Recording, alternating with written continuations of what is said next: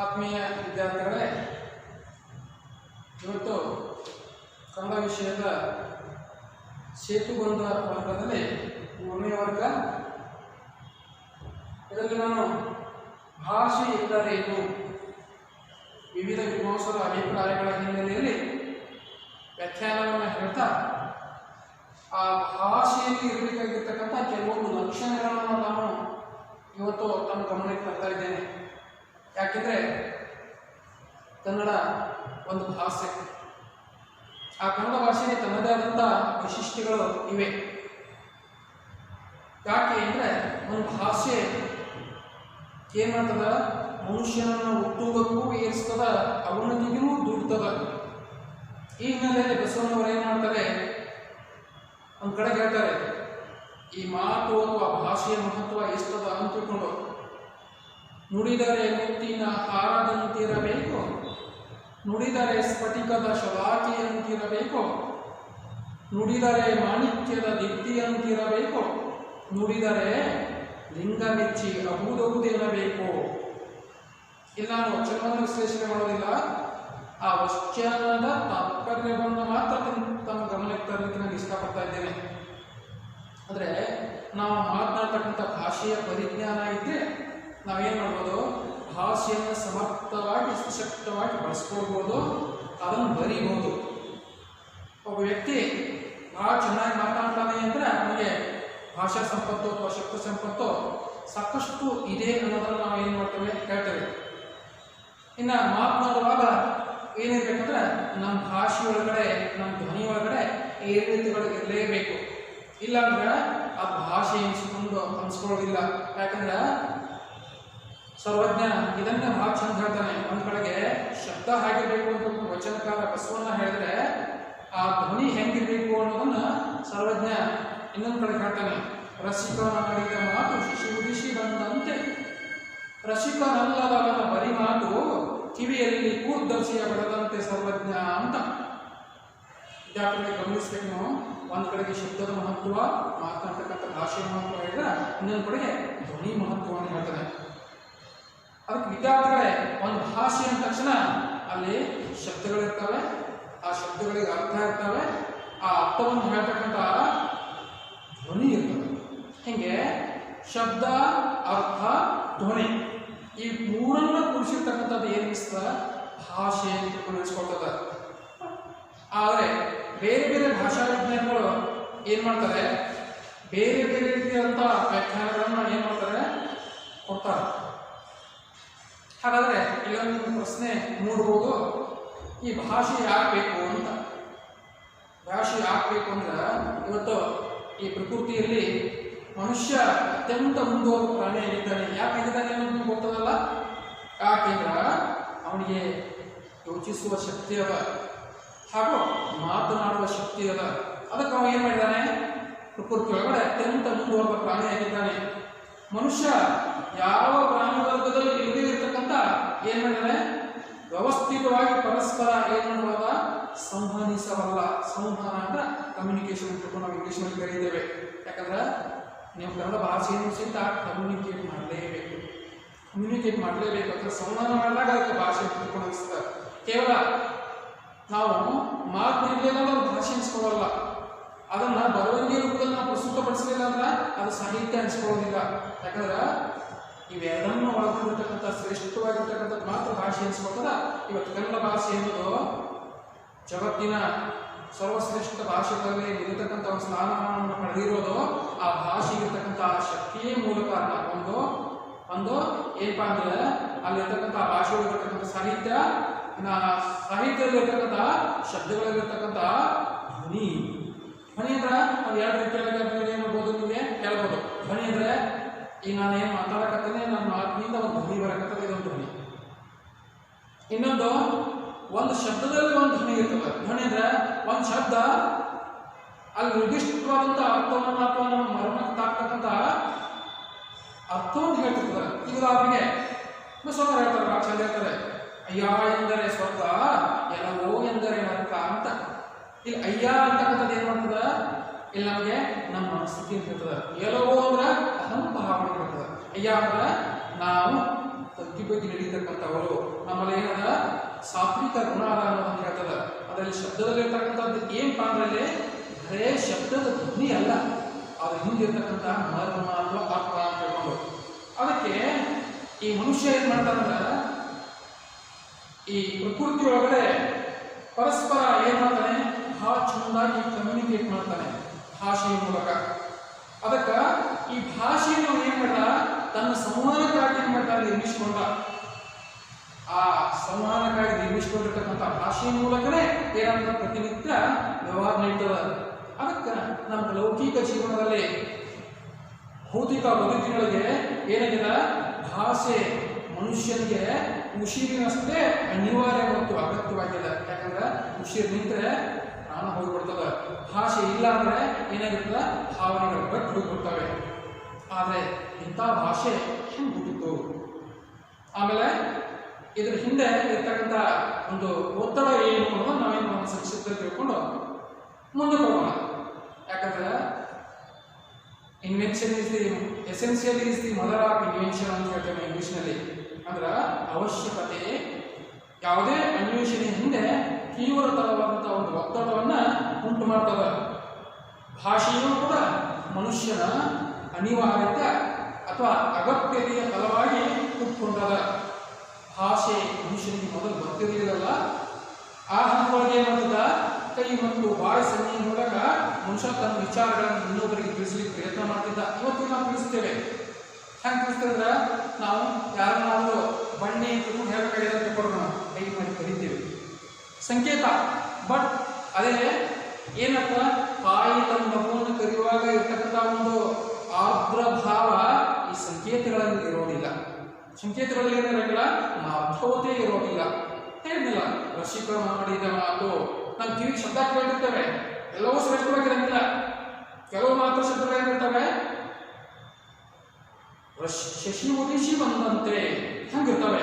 ಹಂಗ ಮೊದಲೇ ನೋಡಿದ ಪ್ರಾರಂಭ ಹಂತದಲ್ಲಿ ಮನುಷ್ಯ ಭಾಷೆಯನ್ನ ಕೈ ಸನ್ನೆ ಮತ್ತು ಬಾಯಿ ಸನ್ನೆ ಮೂಲಕ ತನ್ನ ವಿಚಾರಗಳನ್ನು ತಿಳಿಸಲಿಕ್ಕೆ ಪ್ರಯತ್ನ ಮಾಡಿದ. ತದನಂತರ ಮಾತು ಕಲಿತ, ಅದ್ರ ಮೂಲಕ ತನ್ನ ಸೂಕ್ಷ್ಮ ವಿಚಾರಗಳನ್ನ ಭಾವನೆಗಳನ್ನ ಏನ್ ಮಾಡಿದ, ಇತರರಿಗೆ ಹೇಳಲಿಕ್ಕೆ ಪ್ರಾರಂಭ ಮಾಡಿದ. ಹಾಗಾದ್ರೆ ಈ ಭಾಷೆ ಅಂದ್ರೆ ಏನು, ನಾನು ಸಂಕ್ಷಿಪ್ತವಾಗಿ ಹೇಳ್ತೇನೆ. ಇಲ್ಲಿ ಭಾಷ್ ಅಂತಕ್ಕಂಥ ಸಂಸ್ಕೃತ ಶಬ್ದದಿಂದ, ಇದು ಭಾಷೆ ಅಂತಕ್ಕಂಥದ್ದು ಸಂಸ್ಕೃತದ ಪದ. ಅಂದ್ರೆ ಇಲ್ಲಿ ಭಾಷೆ ಅಂದರೆ ಮಾತನಾಡು. ಈ ಭಾಷೆ ಅಂತಕ್ಕಂಥ ಶಬ್ದದಿಂದ ಭಾಷೆ ಅಂತಕ್ಕಂಥ ಶಬ್ದ ಪದ ಏನಾಯ್ತು ಕುತ್ಕೊಂಡು ಬೀಳಿತು ಅನ್ನೋದು ಹೇಳ್ತವೆ. ಇನ್ನ ಕನ್ನಡದಲ್ಲಿ ಬರ್ತಕ್ಕಂಥ, ಸಂಸ್ಕೃತದಲ್ಲಿ ಬರ್ತಕ್ಕಂಥ ದಂಡಿ ಅಂತಕ್ಕಂಥ ಒಬ್ಬ ಭಾಷಾ ವಿಜ್ಞಾನಿ ವಿದ್ವಾಂಸ ಏನ್ ಮಾಡ್ತಾನೆ, ಮಾತಾಡ್ತಾನೆ ಭಾಷೆಯ ಮಹತ್ವವನ್ನು ಕುರಿತು. ಏನಪ್ಪಾ ಅಂದ್ರೆ, ಭಾಷೆ ಎಂಬ ಬೆಳಕು ಜೀವನದಲ್ಲಿ ಬೆಳಗದಿದ್ದರೆ ಲೋಕವೆಲ್ಲ ಕತ್ತಲೆಯಿಂದ ಕೂಡಿರುತ್ತಿತ್ತು ಅಂತ ಅವನು ಭಾಷೆಯ ಮಹತ್ವವನ್ನು ಹೇಳ್ತಾನೆ. ಅದೇ ರೀತಿಯಾಗಿ ಆಂಗ್ಲ ಭಾಷಾ ವಿಜ್ಞಾನಿಯಾಗಿರ್ತಕ್ಕಂಥ C.F. ಹಾಕೆಟ್ ಅನ್ನೋ ಏನ್ ಮಾಡಿದ, ಈ ಭಾಷೆ ಎನ್ನುವುದು ಮನುಷ್ಯ ಜನಾಂಗದ ಅಮೂಲ್ಯವಾಗಿರ್ತಕ್ಕಂಥ ಒಂದು ಸ್ವತ್ತು ಅಂತ ಹೇಳಿದ, ಒಂದು ಪ್ರಾಪರ್ಟಿ. ನೋಡಿರ್ಬೋದು. ಈಗ ಗಂಗಾವತಿ ಪ್ರಾಣೇಶ್ವರು ಅವರಲ್ಲಿರ್ತಕ್ಕಂಥ ಸಂಪತ್ತು ಏನಪ್ಪಾ ಅಂದ್ರ ಭಾಷೆ, ಮಾತನಾಡುವ. ಅಲ್ಲಿ ನೋಡಿ, ನಮ್ಮ ಸುತ್ತಮುತ್ತಲು ನಡೀತಕ್ಕಂಥ ಘಟನಾವಳಿಗಳನ್ನ ಇಟ್ಟುಕೊಂಡು ಅವ್ರು ಏನ್ ಮಾಡ್ತಾರೆ, ಹಾಸ್ಯಭರಿತವಾಗಿ ಹೇಳೋದ್ರ ಮೂಲಕ ಏನ್ ಮಾಡ್ತಾರೆ, ಸಮಾಜವನ್ನು ನಗೆಗಳಿನಲ್ಲಿ ರಂಜಿಸ್ತಾರೆ, ತಿಳಿಸ್ತಾರೆ.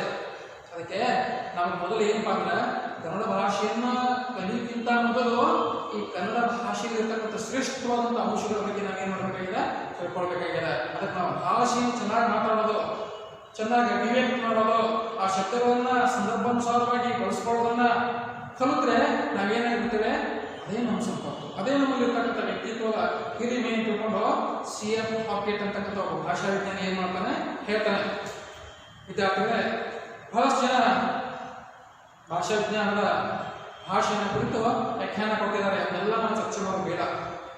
ಆದರೆ ಮನುಷ್ಯ ಈ ದೈನಂದಿನ ವ್ಯವಹಾರದಲ್ಲಿ ಏನ್ ಮಾಡ್ತಾನೆ, ತನ್ನ ಜೀವನವನ್ನು ನಡೆಸ್ಕೊಂಡು ಹೋಗ್ಬೇಕಾದ್ರೆ ಭಾಷೆಯನ್ನು ಬಳಸ್ತಾನೆ.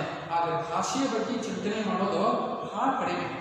ಯಾಕಂದ್ರೆ ನಾವು ಬಳಸ್ತಕ್ಕಂಥ ಭಾಷೆ, ಆ ಭಾಷೆಯ ಧ್ವನಿಗಳು ಎಲ್ಲಿ ಹುಡ್ತವೆ, ಆಮೇಲೆ ಹೇಗೆ ಹುಡ್ತವೆ, ಆಮೇಲೆ ಅದನ್ನು ಹೇಗೆ ಬಳಸಬೇಕು ಅನ್ನೋದು ಏನು ನನಗಿಲ್ಲ ತಿಳಿದಿರೋದಿಲ್ಲ. ಅದಕ್ಕೆ ನಾನು ಇದನ್ನು ಸ್ವಲ್ಪ ಬಹಳಷ್ಟು ವಿಸ್ತಾರವಾಗಿ ವಿಶ್ಲೇಷಣೆ ಮಾಡಿದ್ರೆ ಸಂಕ್ಷಿಪ್ತದಲ್ಲಿ ನಮ್ಮ ಗಮನಕ್ಕೆ ತರೋದ್ರ ಮೂಲಕ ಏನು ಮಾಡ್ತಾನೆ, ನಮ್ಮ ಕನ್ನಡ ಭಾಷೆಯ ಸಾಹಿತ್ಯದ ಕಡೆಗೆ ತಮ್ಮನ್ನು ಕರ್ಕೊಂಡು ಹೋಗಬೇಕು ಅಂತಕ್ಕಂಥ ಒಂದು ವಿಚಾರ ನಮ್ಗದ. ಆಗ ನಮ್ಗೆ ಎರಡು ವ್ಯಾಖ್ಯಾನಗಳನ್ನು ನೋಡೋಣ. ಭಾಷೆ ಅಂದರೆ ಏನು? ಮೊದಲನೇದು ಫ್ರಾನ್ಸ್ ಬೋಷ್ ಅಂತಕ್ಕಂಥ ಒಬ್ಬ ಇಂಗ್ಲಿಷ್ ಭಾಷಾ ವಿಜ್ಞಾನಿ ಹೇಳ್ತಾನೆ, language is a only articulate speech that is communication by means of group of sounds produced by articulatory organs. ವಿದ್ಯಾರ್ಥಿಗಳ ಅದನ್ನು ಕನ್ನಡದಲ್ಲಿ ಹೀಗೆ ಹೇಳ್ಬೋದು, ಭಾಷೆ ಎಂಬುದು, ಭಾಷೆ ಅಂದ್ರೆ ಧ್ವನ್ಯುತ್ಪಾದನಾಂಗಗಳಿಂದ ಗಮನಿಸಬೇಕು ನಾವು. ಯಾಕಂದ್ರೆ ಭಾಷಾ ವಿಜ್ಞಾನದಲ್ಲಿ ಭಾಷೆ ಅನ್ನೋದು ಏನು ಅನ್ನೋದನ್ನು ಹೇಳ್ಬೇಕಾಗಿದ್ದಾರೆ. ಭಾಷೆ ಅಂತಕ್ಕಂಥದ್ದು ಧ್ವನ್ಯುತ್ಪಾದನಾಂಗಗಳಿಂದ ಉತ್ಪತ್ತಿಯಾದ ಧ್ವನಿಗಳ ಮೂಲಕ ಜನರ ನಡುವೆ ನಡೆಯತಕ್ಕಂಥ ಒಂದು ಸಂವಹನ ಕ್ರಿಯೆಗೆ ಭಾಷೆ ಎಂದು ಕರಿತೇವೆ ನಾವು. ಈ 4 ಅಂಶಗಳನ್ನು ಗಮನಿಸಬಹುದು ವಿದ್ಯಾರ್ಥಿಗಳೇ. ಮೊದಲನೇದು ಭಾಷೆ ಹಂಚ್ಕೊಳ್ಬೇಕಾದ್ರೆ ಅದು ಧ್ವನಿ ಉತ್ಪಾದನಾಂಗಗಳಿಂದ ಉತ್ಪತ್ತಿ ಆಗಬೇಕು. ಧ್ವನಿ ಉತ್ಪಾದನಾಂಗಗಳು ನಮ್ಮ ದೇಹದ ಧ್ವನಿ ಉತ್ಪಾದನಾಂಗಗಳು ಎಲ್ಲಿರ್ತಾವಲ್ಲ ಅದು ಮೊದಲು ತಿಳುವಳಿಕೆ ಇರಬೇಕು. ನಮ್ಮ ಧ್ವನಿಯನ್ನು ಉತ್ಪಾದನೆ ಮಾಡತಕ್ಕಂಥ ಪ್ರತ್ಯೇಕವಾಗಿ ಇದು ಧ್ವನಿನ ಉತ್ಪಾದನೆ ಮಾಡಲಿಕ್ಕೆ ಅದ ಅಂತ ಅಲ್ಲ. ಆದರೆ ದೇವರು ಏನು ಮಾಡಿದ್ದಾನೆ, ಒಂದೇ ಅಂಗಕ್ಕೆ ಹಲವು ಕಾರ್ಯಗಳನ್ನು ವಹಿಸಿಕೊಟ್ಟಿದ್ದಾನೆ. ಮೂಗು ಉಸಿರಾಡೋ ಅಷ್ಟಕ್ರಿಯೆಯನ್ನು ಮಾಡಂಗಿಲ್ಲ. ಮೂಗು ವಾಸನಾ ಶಕ್ತಿಯನ್ನು ಹಿಡಿತದೆ. ಮೂಗು ರೋಗ ನಿರೋಧಕ ಶಕ್ತಿ ಅಂತಲೂ ಕೆಲಸ ಮಾಡ್ತದೆ. ಮೂಗು ಸೌಂದರ್ಯದ ಸಾಧನವಾಗಿಯೂ ಬಳಕೆ ಆಗ್ತದೆ. ಇಲ್ಲಿ ಮೂಗು ಏನು ಮಾಡ್ತದ, ಮನುಷ್ಯನ ಮುಖದ ಅಂದವನ್ನು ಹೆಚ್ಚಿಸ್ತಕ್ಕಂಥ ಒಂದು ಸಾಧನವಾಗಿಯೂ ಇದನ್ನಾಗಿಯೂ ಸಹಿತ ಏನಾಗ್ತದ ಅದು ಬಳಕೆಯಾಗಿದೆ. ಹೀಗಾಗಿ ಭಾಷೆ ಅನ್ನೋದು ಹಂಚ್ಕೊಳ್ಬೇಕಾದ್ರೆ ಮೊದಲು ಧ್ವನಿ ಉತ್ಪಾದನೆಗಳಿಂದ ಉತ್ಪತ್ತಿ ಆಗಬೇಕು. ಅದರ ನಮ್ಮಲ್ಲಿ ಭಾಷೆ ಹಂಚ್ಕೊಳ್ತಕ್ಕಂಥ ಶಬ್ದಗಳೆಲ್ಲ ಧ್ವನಿ ಉತ್ಪಾದನೆಗಳಿಂದ ಉತ್ಪತ್ತಿ ಆಗ್ತವೆ. ಅದೆಲ್ಲ ವ್ಯವಹಾರವಾದಂಥ ವಿಚಾರ. ಧ್ವನಿ ಉತ್ಪಾದನೆಗಳು ಯಾವ ನಾವೆಲ್ಲ ಹೇಳ್ಕೊಳ್ಬೋದಿಲ್ಲ, ಬಟ್ ನಿಮ್ಮ ತಿಳುವಳಿಕೆಗೆ ಬರುವಂತೆ ಹೇಳ್ತೇವೆ ನಾವು. ಜನಕ್ಕೆ ಗೊತ್ತಿರ್ಬೋದು ಧ್ವನಿ ಪೆಟ್ಟಿಗೆ ಧ್ವನಿ ಉತ್ಪಾದನೆ ಮಾಡ್ತಕ್ಕಂಥದ್ದು ಅಂಗ. ಬಟ್ ಧ್ವನಿ ಉತ್ಪಾದನಾ ಅಂಗದಲ್ಲಿ ಏನಾಗ್ತವೆ, ಅಲ್ಲಿ ಧ್ವನಿ ಅಟ್ಟ ಉತ್ಪನ್ನ ಆಗ್ತದೆ. ಬಟ್ ನಮ್ಮ ಸಂದರ್ಭ ತಕ್ಕಂತೆ ಸನ್ನಿವೇಶತಕ್ಕಂತೆ ಅದನ್ನು ಬದಲಾಯಿಸ್ತಕ್ಕಂಥದ್ದು ಏನಪ್ಪ, ಇಲ್ಲಿ ನಾಲಿಗೆ ಬರ್ತದೆ, ಮೂಗು ಬರ್ತದೆ, ತುಟಿಗಳು ಬರ್ತವೆ, ಹಲ್ಲುಗಳು ಬರ್ತವೆ, ಬೆಲಕುಹರ ಬರ್ತವೆ, ಆಮೇಲೆ ನಾಲಿಗೆಯ ಅಂಗಳನ್ನು ಬರ್ತವೆ. ಹೌದಾ? ಈಗ ನೋಡಿ ವಾಂಗ್ಮಯ, ವಾಂಗ್ಮಯ ಅಂತಕ್ಕಂಥ ಶಬ್ದಗಳು ಈ ಗಂಟಲಿನಲ್ಲಿ ಧ್ವನಿಯ ಉತ್ಪಾದನೆ ಆಗೋ ಸಹಿತ ಅದೇನಂದ್ರೆ ನಾಸಿಕದಲ್ಲಿ ತಡೆಯಲ್ಪಟ್ಟು ಏನಪ್ಪ ವಾಂಗ್ ಅಂದ್ರೆ ಧ್ವನಿಯನ್ನ ಬಿಡುವಾಗ ಮುಂಬದಲೇ ತಡಿಸಲು ಧ್ವನಿ ಬಿಡ್ತೇವೆ. ಅದಕ್ಕೆ ವಾಂಗ್ಮಯ ಅಂತ. ವಾಂಗ್ಮಯ ಅಂದ್ರೆ ಸಾಹಿತ್ಯ, ಸಂಸ್ಕೃತಿ ವಾಂಗ್ಮಯ ಅಂತ ಕರಿತೇವೆ ನಾವು. ಹೌದಾ? ಹಂಗೆ ಈಗ ಫಲ ಹಂಚ್ಕೊಳ್ಬೇಕಾದ್ರೆ ನಾವೇನು ಮಾಡ್ತೇವೆ, ಈ ಕೆಳಗಿನ ತುಟಿಯನ್ನ ಮೇಲಿನ ಹಲ್ಲುಗಳ ಸಂಪರ್ಕದಿಂದ ಸಾಗಿಸ್ತಾ ನಾವು ಪ ಈಗ ನೋಡಿ ಪಂಡಿತ ಎರಡು ತುಟಿಗಳನ್ನು ಬಳಸ್ಕೊಳ್ತೇವೆ. ಹಿಂಗ ಧ್ವನಿ ಉತ್ಪಾದನಾ ಅಂಗಗಳಿಂದ ಉತ್ಪತ್ತಿ ಆಗಬೇಕು. ಒಂದು ವಿಚಾರ ನಮಗೆ ಯಾಕೋ ಫ್ರಾನ್ಸ್ ಮತ್ತು ಬೋಸ್ ಅಂತಕ್ಕಂಥ ವಿಜ್ಞಾನಿಗಳ ಭಾಷಾ ವಿಜ್ಞಾನಿಗಳ ಪ್ರಕಾರ ಧ್ವನಿ ಉತ್ಪಾದನಾಂಗಗಳಿಂದ ಉತ್ಪತ್ತಿ ಆಗಿರ್ಬೇಕು ಧ್ವನಿ. ಯಾಕಂದ್ರೆ ವಿದ್ಯಾರ್ಥಿಗಳು ನೀವು ಮತ್ತೆ ನಾನು ಪ್ರಶ್ನೆ ಕೇಳ್ತೇನೆ, ನಾನು ಧ್ವನಿಯನ್ನು ಹೇಗೆ ಬೇಕಾದ್ರೂ ಉತ್ಪತ್ತಿ ಮಾಡ್ಬೋದು ನಾವು. ಬಟ್ ಅವೆಲ್ಲ ಭಾಷೆ ತುಂಬ ಕರೆಯಲ್ಪಡೋಲ್ಲ. ಹುಷಾರ್, ನೀವು ಚಿಕ್ಕ ಮಕ್ಕಳಾಗಿದ್ದಾಗ ಅದ್ರ ಬಗ್ಗೆ ನಿಮಗೆ ನಿಮ್ಮ ಮನೆ ಹಿರಿಯರು ಏನು ಮಾಡ್ಬೋದು, ನಿಮಗೆ ಆಶೀರ್ವಿತವಾಗಿ ಹೇಳಿರ್ಬೋದು. ಹೌದಾ? ಆಮೇಲೆ ಇಲ್ಲಿ ಧ್ವನ್ಯೋತ್ಪಾದನೆಗಳಿಂದ ಉತ್ಪತ್ತಿಯಾಗಿ ಧ್ವನಿಗಳ ಮೂಲಕ, ಧ್ವನಿ ಅಂದ್ರೆ ನಾವು ಉತ್ಪತ್ತಿ ಮಾಡತಕ್ಕಂಥ ಶಬ್ದಗಳಲ್ಲಿ ಏನಿರಬೇಕು, ಒಂದು ಧ್ವನಿ ಇರಬೇಕು ಅಂತ ಹೇಳಿದೆ ನಾವು. ಈ ಧ್ವನಿ ಇರಬೇಕಂದ್ರೆ ಏನಿರಬೇಕು, ಬರೀ ಶಬ್ದ ಇರಬೇಕಲ್ಲ, ಆ ಧ್ವನಿಗಳಲ್ಲಿ ಒಂದು ಅರ್ಥ ಇರಬೇಕು ಅಂತ, ಅರ್ಥ ಇರಬೇಕು. ಹೌದಾ? ಈಗ ನೋಡಿ ನಮ್ಮ ಮುಖ, ನಾವು ಮುಂಜಾನೆ ತಕ್ಷಣ ಏನು ಮಾಡ್ತಿರ್ತೇವೆ, ಫ್ರೆಶ್ ಆಗಿರ್ತೇವೆ. ಇಲ್ಲ ಏನಾದರೂ ಒಂದು ದುಃಖಕರ ಘಟನೆ ಹಿಂದಿನ ದಿವಸ ರಾತ್ರಿ ನಡೆದೋಗಿದ್ದ ನಮ್ಮ ಮುಖ ಏನಾಗಿರ್ತದೆ, ಸಪ್ಪಗಾಗಿರ್ತದೆ. ಯಾರು ಅಂತ ಕೇಳ್ತಾರೆ, ಯಾಕೆ ಆರಾಮಿಲ್ಲ ಅಂತ ಕೇಳ್ತಾರೆ. ಅದೇನು ಹೇಳ್ತದೆ, ನಿಮ್ಮ ಮುಖಭಾವ ನಿಮ್ಮ ಧ್ವನಿಯನ್ನು ಹೇಳ್ತದೆ, ನಿಮ್ಮ ಮನಸ್ಥಿತಿಯನ್ನು ಹೇಳ್ತಿರ್ತದೆ. ಹಂಗಾಗಿ ನಾವು ಬಳಕೆ ಆಗ್ತಕ್ಕಂಥ ಶಬ್ದಗಳು ಸಿದ್ಧ ಏನು ಮಾಡ್ತಿರ್ತವೆ, ಅಲ್ಲಿ ಧ್ವನಿಯನ್ನು ಹೇಳ್ತಿರ್ತವೆ. ಹಾಗೆಲ್ಲ ಆಗಲೇ ಏನಪ್ಪ ಅಂದ್ರೆ ಅಯ್ಯ ಎಂದರೆ, ಅಯ್ಯ ಅಂತಕ್ಕಂಥ ಶಬ್ದ ಏನು ಮಾಡ್ತದೆ, ಅಲ್ಲಿ ಅಹಂಭಾವನೆ ಹೇಳಲ್ಲ. ಅಯ್ಯ ಅಂತಕ್ಕಂಥದ್ದು ನಮ್ಮಲ್ಲಿರ್ತಕ್ಕಂಥ ವಿನಮ್ರತೆ ಹೇಳ್ತದೆ. ಎಲ್ಲವೋ ಏನೋ ಅಂದ್ರೆ ಏನು ಮಾಡ್ತಾ, ಅಹಂವನ್ನು ಸೂಚಿಸ್ತದೆ. ಅಲ್ಲೊಂದು ಧ್ವನಿ ಅದ. ಅಂದ್ರೆ ಒಂದು ಧ್ವನಿ ಉತ್ಪಾದನೆಗಳಿಂದ ಉತ್ಪತ್ತಿ ಆಗಬೇಕು, ಎರಡನೇದು ಅಲ್ಲೊಂದು ಧ್ವನಿ ಇರಬೇಕು, ಮೂರನೇದು ಜನರ ಮಧ್ಯೆ ಏನು ಮಾಡ್ತಿರ್ಬೇಕು, ಕಮ್ಯುನಿಕೇಟ್ ಮಾಡ್ತಿರ್ಬೇಕು. ಈಗ ನಾನು ಏನು ಮಾತಾಡಕತ್ತೀನಿ ಆ ಭಾಷೆ ನಿಮ್ಗೆ ಏನಾಗ್ತದ ತಿಳುವಳಿಕೆ ಇದೆಯಲ್ಲ, ಇಲ್ಲ ನಾನು ಮಾತನಾಡಕತ್ತೀನಿ ನಿಮ್ಗೆ ತಿಳಿಲಿಲ್ಲ ಅಂದ್ರೆ ಆ ಭಾಷೆ ಅನ್ಸ್ಕೊಳಂಗಿಲ್ಲ. ನಿಮ್ಗೆ ಏನು ಮಾತಾಡಕತ್ತಾನೆ ಇವ್ರ ಭಾಷೆ ನಮ್ಗೆ ಅರ್ಥ ಆಗ್ತಾ ಇಲ್ಲಲ್ಲ ಅಂತ ನಾವು ಏನು ಮಾಡ್ತೇವೆ ಅಂದಿರ್ತೇವೆ. ಅದಕ್ಕೆ ಒಂದು ಭಾಷೆ ಅನ್ಸ್ಕೊಳ್ಬೇಕಾದ್ರೆ ಅದಕ್ಕೇನಿರ್ಬೇಕಂದ್ರ ಸಂವಹನವನ್ನು ಉಂಟು ಮಾಡ್ತಿರ್ಬೇಕು. ಅಂದ್ರ ಉತ್ತರ ಪ್ರತ್ಯುತ್ತರ. ಏನೇನು ಕೇಳ್ತೀರಪ್ಪ, ಸ್ಟೂಡೆಂಟ್ ಕಾಲೇಜ್ ಸುದ್ದಿ ಅದ, ಯಾಕೆ ಸುದ್ದಿ ಅದ ಅಂತ ಕೇಳ್ತೀವಿ ನಾವು. ನೀವೇನೋ ಕಾರಣ ಹೇಳ್ತೀರಾ, ಅದು ನನಗೆ ತಿಳಿತದ. ಇಲ್ಲಿ ಸರ್ ಕೋವಿಡ್ ರೋಗ ಬಂದಿರೋದ್ರಿಂದ ಕ್ಲಾಸಸ್ಗಳು ನಡೀತಾ ಇಲ್ಲ, ವರ್ಗಗಳು ನಡೀತಾ ಇಲ್ಲ ಹೇಳ್ತೇವೆ ನಾವು.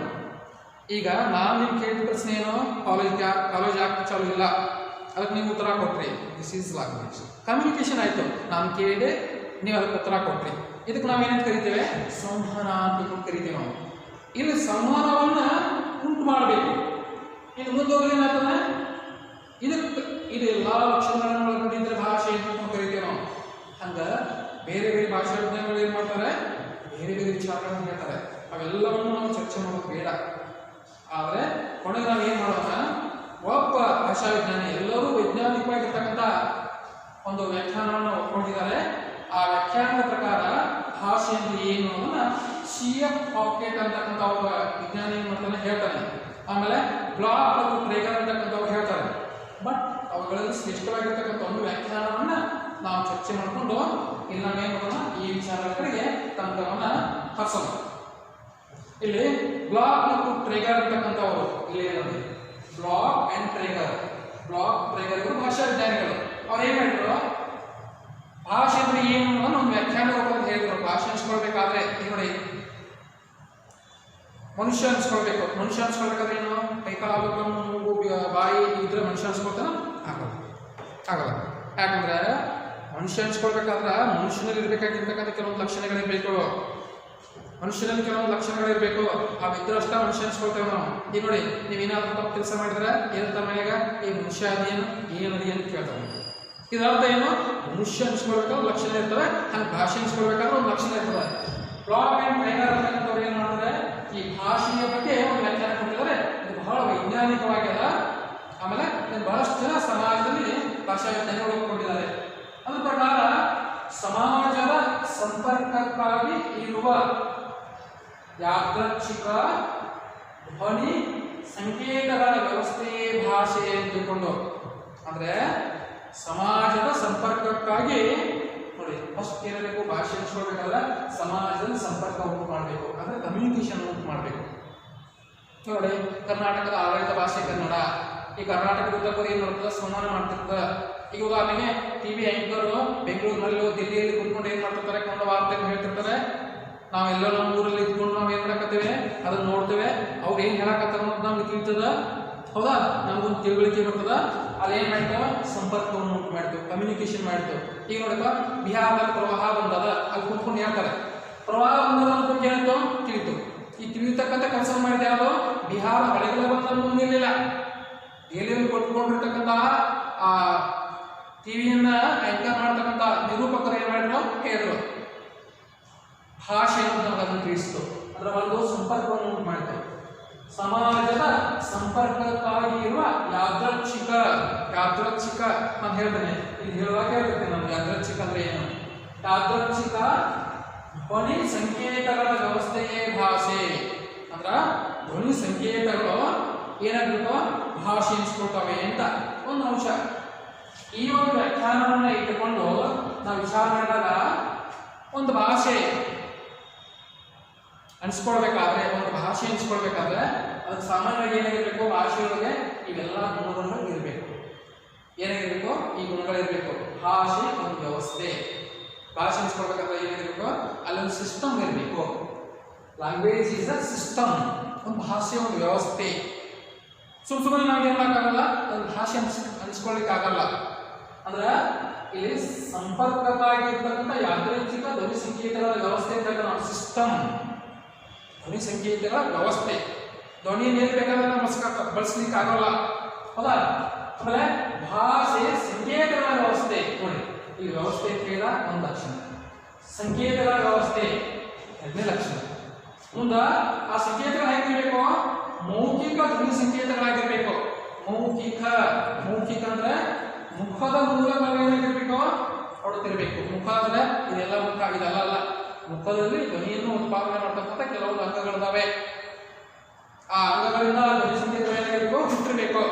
ಅದಕ್ಕೆ ನಾವು ಭಾಷೆ ಅಂತ ಕರೀತೇವೆ. ಇನ್ನ ಈ ಧ್ವನಿ ಸಂಕೇತಗಳು ಹೇಗಿರ್ತವೆ? ಯಾದೃಚ್ಛಿಕವಾಗಿರುತ್ತವೆ. ಯಾದೃಚ್ಛಿಕ ಅಂತ ಹೇಳ್ತೇವೆ. ಯಾದೃಚ್ಛಿಕ ಅಂದ್ರೆ ಏನು? ಆಮೇಲೆ ಈ ಭಾಷೆಯ ಉದ್ದೇಶ ಅಂತ ಅಂದ್ರೆ ಸಮಾಜದಲ್ಲಿ ಸಂಪರ್ಕವನ್ನು ಉಂಟು ಮಾಡುವುದು, ಸಮಾಜದಲ್ಲಿ ಸಂಪರ್ಕವನ್ನು ಸಾಧಿಸೋದು. ಈ ಲಕ್ಷಣಗಳನ್ನು ಒಳಗೊಂಡಿರ್ತಕ್ಕಂಥದ್ದಕ್ಕೆ ನಾವೇನಂತ ಕರಿತೇವೆ? ಭಾಷೆ ಅಂತ ಕರಿತೇವೆ. ಒಂದೊಂದಾಗಿ ನೋಡ್ಕೊಂಡು ಹೋಗೋಣ. ಭಾಷೆ ಒಂದು ವ್ಯವಸ್ಥೆ. ಭಾಷೆ ಒಂದು ವ್ಯವಸ್ಥೆ ಹೆಂಗೆ? ಉದಾಹರಣೆಗೆ ಭಾಷೆ ಒಳಗಡೆ ಶಬ್ದಗಳಿರ್ತವೆ. ಆ ಶಬ್ದಗಳಲ್ಲಿ ಏನಿರ್ತವೆ? ಧ್ವನಿ ಇರ್ತದ. ಧ್ವನಿ ಒಳಗಡೆ ಧ್ವನಿಮ ಇರ್ತದ, ಆಕೃತಿಮ ಇರ್ತದ. ಧ್ವನಿ, ಧ್ವನಿಮ, ಆಕೃತಿ, ಆಕೃತಿಮ ಇವುಗಳನ್ನು ಕೂಡಿರ್ತಕ್ಕಂಥದ್ದಕ್ಕೆ ನಾವೇನು ಕರಿತೇವೆ? ಶಬ್ದ ಅಂತ ಕರಿತೇವೆ. ಈಗ ಉದಾಹರಣೆಗೆ ಪಡೆ ಅಂತಕ್ಕಂಥ ಒಂದು ಶಬ್ದ ಅಲ್ಲ, ಇದನ್ನ ನಾವು ಸ್ಪೀಕ್ ಮಾಡ್ತೇವೆ. ಪ ಅ ದ ಅದಕ್ಕೆ ಮಾಡಿ. ಇವ್ರಿಗೆ ಅರ್ಥ ಇಲ್ಲ, ಯಾಕಂದ್ರೆ ವ್ಯಂಜನಗಳು ಇವ್ರಿಗೆ ಅರ್ಥ ಆದಾಗ ಅಲ್ಲ. ಇವಕ್ಕೇನ್ ಬಂದ್ರೆ ಧ್ವನಿ ಧ್ವನಿ ಅದ, ಇವ್ರಿಗೆ ಧ್ವನಿ ಇಲ್ಲ. ಅಕೃತಿಮ ಆಮೇಲೆ ಇವೇನಾಗ್ತವೆ? ಇಸ್ಕೊಲ್ ಟು ಶಬ್ದ. ಇಲ್ಲಿ ಪಡೆ ಅಂತಕ್ಕಂಥದ್ದು ಒಂದು ಶಬ್ದ. ಪಡೆ ಅನ್ನೋದು ಒಂದು ಶಬ್ದ, ಹೌದಾ? ಹೀಗೆ ಭಾಷೆಯೊಳಗೆ ಬಳಕೆ ಆಗ್ತಕ್ಕಂಥ ಶಬ್ದಗಳು ಏನಾಗಿರ್ತವೆ? ನಿರ್ದಿಷ್ಟವಾದ ಪ ಅ ಡ ಎ ಅಂತಕ್ಕಂಥ ಧ್ವನಿಗಳನ್ನು ಏನ್ ಮಾಡ್ತವೆ? ಒಂದರ ನಂತರ ಒಂದು ಉಚ್ಚಾರ ಮಾಡ್ಬೇಕು ನಾವು. ನೋಡಿ, ಪ ಅಂತಕ್ಕಂಥ ಪಡೆ ಅಂತಕ್ಕಂಥ ಶಬ್ದದಲ್ಲಿ ಪ ಒಂದು ಉಚ್ಚಾರ ಮಾಡಬೇಕು. ಅ ಪ ಆಯ್ತು, ವ್ಯಂಜನ ಪ ಪ್ಲಸ್ ಅ, ಡ ಪ್ಲಸ್ ಎ, ಪಾಡೆ. ಈ ಧ್ವನಿಗಳನ್ನು ನಾವೇನ್ ಮಾಡಬೇಕು? ಒಂದರ ನಂತರ ಒಂದು ಉಚ್ಚಾರ ಮಾಡಬೇಕು. ಅಂದ್ರೆ ವ್ಯವಸ್ಥಿತವಾಗಿ ಉಚ್ಚಾರ ಮಾಡಿದಾಗ ಏನಾಗ್ತವೆ? ಶಬ್ದಗಳಾಗ್ತವೆ. ಹಿಂಗೆ ಗಿಡಗಳು, ಇಲ್ಲಿ ಗಿಡಗಳು ಅಂತಕ್ಕಂಥ ಶಬ್ದ ಯಾವಪ್ಪ ಅಂದ್ರೆ ನಾಮಪದ. ಇದೊಂದು ಗಿಡ ನಾಮವನ್ನು ಸೂಚಿಸ್ತದ. ಮರ ಅಥವಾ ಗಿಡ ನಾಮಪದವನ್ನು ಸೂಚಿಸ್ತದ. ಇಲ್ಲಿ ಗಿಡಗಳು ಅಂತಕ್ಕಂಥ ಶಬ್ದದಲ್ಲಿ ಗಿಡ ನಾಮಪದ ಆದರೆ ಗಳು ಅಂತಕ್ಕಂಥದ್ದು ಬಹುವಚನ ಪ್ರತ್ಯಯವನ್ನು ಹೇಳ್ತದೆ. ಇಲ್ಲಿ ಗಳು ಗಿಡ ಅಂತ ಕೂಡ ಹೇಳಕ್ಕಾಗಲ್ಲ. ನಮಗೆ ಮೊದಲು ನಾಮಪದ ಬರಬೇಕು, ಆಮೇಲೆ ಬಹುವಚನ ಪ್ರತ್ಯಯ ಬರಬೇಕು. ಮೊದಲು ಬಹುವಚನ ಪ್ರತ್ಯಯ ಬರಬೇಕು, ಆಮೇಲೆ ನಾಮಪದ ಬರೆಯಕ್ಕಾಗಲ್ಲ. ಅಂದ್ರೆ ಒಂದು ವ್ಯವಸ್ಥೆ. ನೋಡಿ, ಧ್ವನಿಗಳಲ್ಲಿ ಒಂದು ವ್ಯವಸ್ಥೆ ಅದ. ಇದನ್ನು ತಂದು ಒಂದ್ ಅಂತ ಹೇಳಕ್ಕಾಗಲ್ಲ. ಅದೇ ರೀತಿಯೊಳಗೆ ಗಿಡಗಳು ಅಂತಕ್ಕಂಥ ಶಬ್ದದಲ್ಲಿ ನಾಮಪದದಲ್ಲಿ ಗಳು ಮೊದಲು ತಂದು ಆಮೇಲೆ ಏನ್ ಮಾಡಕ್ಕಾಗಲ್ಲ? ಗಿಡ ಅಂತ ಹೇಳ್ಬಿಟ್ಟು ಹೇಳಕ್ಕಾಗಲ್ಲ. ಅದಕ್ಕೆ ಇಲ್ಲಿಯೂ ಸಹಿತ ಏನಿಲ್ಲ, ಒಂದು ವ್ಯವಸ್ಥೆ ಅದ. ಇನ್ನ ಕನ್ನಡ ಭಾಷೆ ಒಳಗೆ ಏನ್ ಮಾಡ್ತಾರೆ? ಮರವನ್ನು, ಹೌದಾ? ಈ ಮರ ಶಬ್ದ ಅದ ನಾಮಪದ. ಇನ್ನ ಅನ್ನು ಅಂತಕ್ಕಂಥ ಒಂದು ವಿಭಕ್ತಿ ಪ್ರತ್ಯಯವನ್ನು ಹಚ್ಚಬೇಕಾದ್ರೆ ಏನ್ ಮಾಡಂಗಿಲ್ಲ? ನೇರವಾಗಿ ಸೇರಿಸಂಗಿಲ್ಲ. ನೋಡಿ, ಮರವನ್ನು ಒಂದು ಶಬ್ದ ಅದ ನಾಮಪದ. ಮರ ಪ್ಲಸ್ ಅನ್ನು, ಮರವನ್ನು. ಇಲ್ಲಿ ಮರ ಪ್ಲಸ್ ಅನ್ನು ಅಲ್ವಾ ಎಲ್ಲಿಂದ ಬಂತು? ಅಂದ್ರೆ ವ್ಯಾಕರಣದಲ್ಲಿ ನಾವು ಆ ಶಬ್ದವನ್ನು ರಚನೆ ಮಾಡಬೇಕಾದ್ರೆ ವ ಸೇರಿಸಿದಾಗ ಮಾತ್ರ ಏನಾಗ್ತದ? ವ್ಯವಸ್ಥಿತವಾದಂತಹ ಒಂದು ನಾಮಪದ ಆಗ್ತದ. ಇಲ್ಲ ಮರ ಪ್ಲಸ್ ಅನ್ನು ಮರನ್ನು ಹಿಂಗೆ ಮಾಡಂಗಿಲ್ಲ. ಅಂದ್ರೆ ನೋಡಿ, ವ್ಯಾಕರಣ ಹಂತದಲ್ಲಿ ಸಹಿತ ಶಬ್ದ ಅನ್ನೋದು ವ್ಯವಸ್ಥಿತವಾಗಿ ಬಳಕೆ ಆಗ್ತದೆ. ಈಗ ನಮಗೆ ಧ್ವನಿ ಹಂತದಲ್ಲಿ, ಪದಗಳ ಪದಗಳ ಹಂತದಲ್ಲಿ, ಆಮೇಲೆ ವ್ಯಾಕರಣ ಹಂತದಲ್ಲಿ ಮರವನ್ನು, ಮರ ಪ್ಲಸ್ ಅನ್ನು, ಮರನ್ನು ಅನ್ನಂಗಿಲ್ಲ ನಾವು. ವ ಅಂತ ನಾವು ಏನ್ ಮಾಡ್ತೇವೆ? ಹೊರಗಿನ ಶಬ್ದ ಸೇರಿಸ್ಕೊಂಡು ಅದನ್ನು ಮರವನ್ನು ಅಂದ್ಕೊಂಡು ಹೇಳ್ತೇವೆ. ಸರಿ, ವ್ಯಾಕರಣ ಹಂತದಲ್ಲಿ. ಮೂರನೇದು ವಾಕ್ಯ ಹಂತದಲ್ಲಿ. ಒಂದು ವಾಕ್ಯವನ್ನು ಮಾಡಬೇಕು ನಾವು. ಯಾರಪ್ಪ? ಒಂದು ಉದಾಹರಣೆ ಕೊಡ್ತೇನೆ. ನಾನು ಶಾಲೆಗೆ ಬಂದೆ. ನಾನು ಶಾಲೆಗೆ ಬಂದೆ. ಇಲ್ಲೇನದ? ನಾನು ಶಾಲೆಗೆ ಬಂದೆ ಬರ್ತಕ್ಕಂಥದ್ದು ಕ್ರಿಯಾಪದ. ನಾನು ಅನ್ನೋದು ನಾಮಪದ, ಹೌದಾ? ಶಾಲೆ ಅನ್ನೋದು ನಾಮಪದ. ಇಲ್ಲಿ ಶಾಲೆಗೆ ಬಂದೆ ಬದಲಾಗಿ ಏನ್ ಮಾಡ್ತೇವೆ? ಕ್ರಿಯಾಪದವನ್ನು ಮೊದಲು ಬಳಸಕ್ಕಾಗಲ್ಲ. ಇದಾಗಿ ನಾನು ಶಾಲೆಗೆ ಬಂದೆ ಅನ್ನೋ ಬದಲು ಬಂದೆ ನಾನು ಶಾಲೆಗೆ ಅನ್ನಕ್ಕಾಗಲ್ಲ, ಹೌದಾ? ಮೊದಲು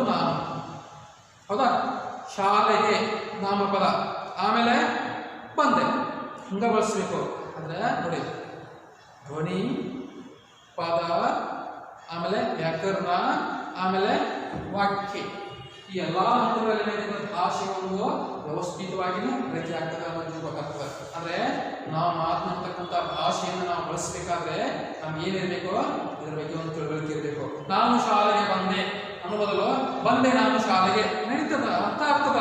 ಬಟ್ ಏನಾಗ್ತದ, ವ್ಯಾಕರಣ ಅನ್ಸಲ್ಲ. ಯಾಕಂದ್ರೆ ನಾವು ಬಟ್ಟೆ ಧರಿಸುವಾಗ ಏನ್ ಮಾಡ್ತಿರ್ತೇವೆ, ತಲೆಗೆ ಧರಿಸ್ತಕ್ಕಂಥದ್ದು ಬೇರೆ, ದೇಹಕ್ಕೆ ಧರಿಸ್ತಕ್ಕಂಥದ್ದು ಬೇರೆ, ಕೆಳಗಡೆ ಧರಿಸ್ತಕ್ಕಂಥದ್ದು ಬೇರೆ. ಇದನ್ನ ಅದ್ರ ಓದೋದ್ರೆ ಏನಾಗ್ತದ, ಹಾಸ್ಯ ಆಗ್ತದೆ. ಹಂಗ ನಾವು ಬಳಸ್ತಕ್ಕಂಥ ಶಬ್ದಗಳನ್ನು ನಾವು ತಿರುಮುರು ಮಾಡಿ ಬಳಸಿದ್ರಿಂದ ಏನಾಗ್ತದ, ಅಪಹಾಸ್ಯಗಳಾಗ್ತದೆ. ಭಾಷೆ ಅನ್ಸ್ಕೊಳ್ಳೋಂಗಿಲ್ಲ. ಅದೇನಾಗ್ತದ, ಮಕ್ಕಳ ಭಾಷೆ ಅಂತ ಕರೆಯಲ್ಪಡ್ತದ. ಏನ್ ನೋಡಿ, ನೀರು ಧ್ವನಿ, ನೀರು ನಾಮಪದ. ಅದ್ರ ಮಕ್ಕಳು ಏನಂತವೆ, ಮಾ ಅಂತವೆ. ಈಗ ಮಕ್ಕಳು ಮಾ ಅಂತವೆ, ಮಾತುಕೊಡು ಅಂತ ತಿಳ್ಕೊಂಡು ನಾವು ಮಾತುಕೊಡು ಅಂತ ತಿಳ್ಕೊಳ್ಬೇಕಾಗ್ತದ, ಆಗಲ್ಲ. ನಾವು ಮಾತಾಡಿದ್ರೆ ಈಗ ಮನ್ಯಾಗ ಹೋಗಿಂತ ನೀವು ಮಾತಾಡಿ ಮಾತಾಡೋ ಅಂತ ತಿಳ್ಕೊಂಡು ಹೇಳ, ತಂದೆ ತಾಯಿಗೆ ಏನು ಮಾಡ್ತಾರೆ, ಅವಾಗ ಕ್ವಶನ್ ಮಾಡ್ತಾರೆ, ಪ್ರಶ್ನೆ ಮಾಡ್ತಾರೆ, ಯಾಕೆ ಹಿಂಗೆ ಮಾತಾಡ್ತೀಯಾ ಅಂತ. ಅದಕ್ಕೆ ಭಾಷೆ ಒಂದು ವ್ಯವಸ್ಥೆ. ಇನ್ನು ಎರಡನೇದು ಭಾಷೆ ಸಂಕೇತಗಳ ವ್ಯವಸ್ಥೆ. ಭಾಷೆ ಸಂಕೇತಗಳ ವ್ಯವಸ್ಥೆ ಸ್ವಲ್ಪ ಗೊತ್ತಿರುತ್ತೆ. ಸಂಕೇತ,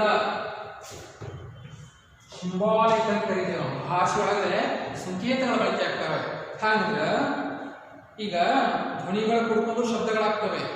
ನಾ ಹೇಳ್ತೀನಿ, ಧ್ವನಿಗಳು ಇವೆಲ್ಲ ಧ್ವನಿಗಳು. ಇದೇನಾಯ್ತು, ಒಂದು ಶಬ್ದ ಆಯ್ತು, ಪಡೆ ಅಂತಕ್ಕಂಥ ಶಬ್ದ ಆಯ್ತು. ಈ ಪಡೆ ಅಂತಕ್ಕಂಥ ಶಬ್ದದಲ್ಲಿ ಏನಾಯ್ತವ, ಧ್ವನಿಗಳಿರ್ತವೆ. ಆದರೆ ಆ ಶಬ್ದಗಳಿಗೂ ಆ ಶಬ್ದಗಳು ಪ್ರತಿನಿಧಿಸುವ ಧ್ವನಿಗೂ ಅರ್ಥಕ್ಕೂ ಯಾವುದೇ ಸಂಬಂಧ ಇರಲ್ಲ. ಏನಲ್ಲ, ಅಲ್ಲಿ ಯಾವುದೇ ರೀತಿಯಾದ ಸಂಬಂಧ ಇರೋದಿಲ್ಲ. ಅಂದ್ರೆ ಭಾಷೆ ಅನ್ನೋದು ಏನಾಗಿತ್ತ, ಇಲ್ಲಿ ಧ್ವನಿ ಮತ್ತ ಒಂದು ಭಾಷೆಯ ಬಳಕೆ ಆಗಿರ್ತಾರ, ಅದು ಒಂದು ನಿರ್ದಿಷ್ಟ ಅರ್ಥವನ್ನ ತಿಳಿಸ್ತದ. ಇವಾಗೆ ಕಡಬು ಅಂತಕ್ಕಂಥ ಒಂದು ಶಬ್ದ ಕನ್ನಡದಲ್ಲಿ, ಕಡಬು ಹೌದಾ, ಕ ವ್ಯಂಜನ, ದ ವ್ಯಂಜನ ಪ್ಲಸ್ ಬ ವ್ಯಂಜನ ಪ್ಲಸ್ ಓ, ಕಡಬು. ಈಗ ಆ ಧ್ವನಿಗಳು ಕುಡ್ಕೊಂಡು ಏನಾಗಿದೆ, ಕಡುಬು ಅಂತಕ್ಕಂಥ ವಸ್ತುವನ್ನು ಸೂಚಿಸ್ತವೆ. ಅಂದ್ರೆ ಕಡಬು ಅಂತಕ್ಕಂಥದ್ದು ಧ್ವನಿಗಳ ಮೊತ್ತವೇ ಹೊರತು ಆ ಕಡುಬು ಅನ್ನೋದು ಏನಾಗಿರಂಗಿಲ್ಲ, ಶಬ್ದಗಳೇ ಆ ವಸ್ತುವಾಗಿರಂಗಿಲ್ಲ. ಅರ್ಥ ಆಯ್ತಂಗೆ. ಈ ಕಡಬು ಇದಕ್ಕ ಕ ಡ ಅದಕ್ಕ ಬ ಕು, ಈ ಧ್ವನಿಗಳವೆ ಹೌದಾ. ಈ ಧ್ವನಿಗಳ ಮೊತ್ತ ಕೂಡ್ಕೊಂಡು ಶಬ್ದ ಆಯ್ತು. ಈ ಶಬ್ದ ಕಡಬು ಅಂತಕ್ಕಂಥ ವಸ್ತುವಿನ ಸಂಕೇತಗಳು ಮಾತ್ರ. ಆದರೆ ಈ ವಸ್ತುನ ಕಡುಬಾಗಿರಂಗಿಲ್ಲ, ಈ ಧ್ವನಿಗಳೇ ಕಡುಬಾಗಿರಂಗಿಲ್ಲ. ಅದು ಅರ್ಥ ಆಯ್ತಂದ್ರೆ, ಅಂದ್ರೆ ಆ ವಸ್ತುಗಳನ್ನು ಪ್ರತಿನಿಧಿಸ್ತಕ್ಕಂಥ ಧ್ವನಿ ಸಂಕೇತಗಳು ಮಾತ್ರ. ಭಾಷೆ ಸಂಕೇತಗಳ ವ್ಯವಸ್ಥೆ. ಈಗದ ಚಪ್ಪಿಸದ ಹೌದಾ, ನಾವು ಬಳಸ್ತಕ್ಕಂಥ ಭಾಷೆಗಳಿಗೆ ಚಾಪೀಸ್. ಚಾಪೀಸ್ ಧ್ವನಿಗಳ ಮೊತ್ತ. ಬಟ್ ನಾವು ಬಳಸ್ತಕ್ಕಂಥ ಧ್ವನಿಗಳ ಮೊತ್ತ ಆ ವಸ್ತು ಆಗಿರಂಗಿಲ್ಲ. ವಸ್ತುನೇ ಬೇರೆ, ಸಂಕೇತಗಳೇ ಬೇರೆ. ಎರಡನೇ ವಿಚಾರ. ಇನ್ನು ಈ ಸಂಕೇತಗಳು ಏನಾಗಿರ್ತವೆ, ನಾವು ಬಳಸ್ತಕ್ಕಂಥ ಧ್ವನಿಯೊಳಗೆ ಬಳಸ್ತಕ್ಕಂಥ ಸಂಕೇತಗಳು ಏನಾಗಿರ್ತವೆ, ಮೌಖಿಕ ಧ್ವನಿ ಸಂಕೇತಗಳು. ಮೌಖಿಕ, ಈಗ ನೋಡಿ, ಕೆಂಪು ತ್ರಿಕೋನ ಬರ್ತದ, ಹಸಿರು ಬಾವುಟ ಇರ್ತದ, ಕೆಂಪು ಬಾವುಟ ಇರ್ತದ ಹೌದಾ. ಟ್ರೈನ್ನಲ್ಲಿ ಅಥವಾ ರೈಲ್ವೆ ಇಲಾಖೆಯೊಳಗೆ ಹಸಿರು ಬಾವುಟ ತೋರಿಸ್ತಾರೆ, ಕೆಂಪು ಬಾವುಟ ತೋರಿಸ್ತಾರೆ ಹೌದಾ. ಕೆಂಪು ಬಾವುಟ ತೋರಿಸಿದ್ರೆ ರೈಲ್ವೆ ನಿಲ್ತದ, ಹಸಿರು ಬಾವುಟ ತೋರಿಸಿದ್ರೆ ಟ್ರೈನ್ ಹೋಗ್ತದ ಹೌದಾ. ಅದಕ್ಕೆ ನಾವು ಭಾಷೆ ಅಂತೀವ ಇಲ್ಲ. ಏನಾಗಿರ್ತದೆ, ಅದು ದೃಶ್ಯ ಸಂಕೇತ. ಇನ್ನು ಸಂಕೇತಗಳಲ್ಲಿ ಇನ್ನೊಂದು ಪ್ರಕಾರ ಅದ, ಶ್ರವ್ಯ ಸಂಕೇತ. ಈಗ ಬಸ್ ನಿಮ್ಮ ಹೊರಗೆ ಬಂದ್ರೆ ಇಟ್ಟು ಕಂಡಕ್ಟರ್ ಏನು ಮಾಡ್ತಾನೆ, ನೀವೆಲ್ಲ ಹತ್ತಿದ ನಂತರ ಸೀಟು ಓದ್ತಾನೆ. ಸೀಟು ಓದಿದ ನಂತರ ಏನಾಗ್ತದ, ಬಸ್ ಹೊರಡ್ತದೆ. ಅದೆಂಥ ಸಂಕೇತ, ಶ್ರವ್ಯ ಸಂಕೇತ. ಇದು ಟ್ರೈನ್ ಹೋಗೋದು, ಹಸಿರು ತೋರಿಸಿದಾಗ ಹೋಗೋದು, ಕೆಂಪು ತೋರಿಸಿದಾಗ ನಿಲ್ಲೋದು ದೃಶ್ಯ ಸಂಕೇತ. ಆದ್ರೆ ನೀವು ಟ್ರೈನ್ದಾಗ ಕೂತ್ಕೊಂಡು, ಟ್ರೈನ್ ಬೋಗಿಯೊಳಗೆ ಕೂತ್ಕೊಂಡು ಸೀಟಿಗೆ ಕೂತ್ರೆ ಟ್ರೈನ್ ಹೋಗಲ್ಲ. ಅದೇ ಬಸ್ನಾಗ ಕೂತ್ಕೊಂಡ ಕಂಡಕ್ಟರ್ ಓದಿಲ್ಲ, ಅದೇನಾಗ್ತದ, ಧ್ವನಿ ಮುಗ್ತದ. ಆದರೆ ಇದಕ್ಕೆ ನಾವು ಭಾಷೆ ಅನ್ನಂಗಿಲ್ಲ.